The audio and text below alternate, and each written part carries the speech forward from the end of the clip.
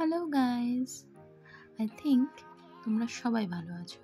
তো আজকে আমাদের একটা পার্সোনাল কেয়ার বা বিউটি কেয়ার বলতে পারো, সেটা নিয়ে আমরা একটু দেখব। তো আমার কাছে আছে আলপসের গুডনেস আম্বা হলদি পাউডার। এটা আমি আগেও ইউজ করেছি, বাট আজকে তোমাদের সাথে আবার একবার শেয়ার করে দেখাবো এর এক্সপিরিয়েন্স। তো চলো স্টার্ট করি। তো ফার্স্টে আমরা প্যাকেটটা ওপেন করে এর পাউডারটা একটুখানি প্লেটে ঢেলে নেব। আর মনে রাখবে এটা অল্প একটু নিলেই কাজ করে, এটা বেশি নিলে পরে এটা যখন আমরা জল দিয়ে গোলাই আর কি, তখন অনেকটা কোয়ান্টিটির থিকনেস চলে আসে।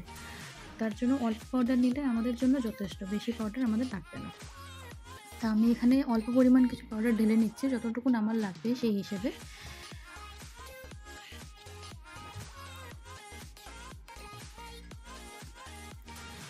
এরপর আমরা এর মধ্যে একটু গোলাপ জল মিক্সড করব। এটা অপশনাল, তোমরা ইউজ করতেও পারো নাও করতে পারো, বাট আমি যেহেতু যখন এটা ইউজ করি এর মধ্যে একটু গোলাপ জল মিক্সড করে নিই, সেজন্য অল্প একটু গোলাপ জল দেবো। আর প্লাস একটু জল অ্যাড করব, সামান্য পরিমাণ জল, কারণ বেশি জল দিলে পরে জিনিসটা এতটা লিকুইড হয়ে যাবে যেটা মুখে আর কি লাগানোর মতনই থাকবে না।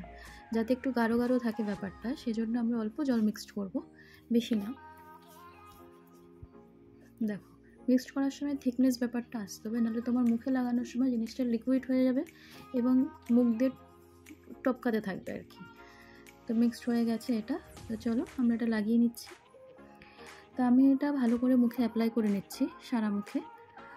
আর এটা আমাদেরকে বেশিক্ষণ রাখতে হয় না, এটা লাগানোর 5 মিনিট পরে এটা শুকিয়ে যাবে। তো এই যে আমার লাগানো হয়ে গেছে এবং দেখো এটা ড্রাইও হয়ে এসছে। তো এখন এটা আমরা ধুয়ে নেব। তো দেখা হচ্ছে আবার। এই যে আমি ওয়াশ করে চলে এসেছি, মুখটা দেখো পরিষ্কার করে নিই, নাহলে বুঝতে পারবে না।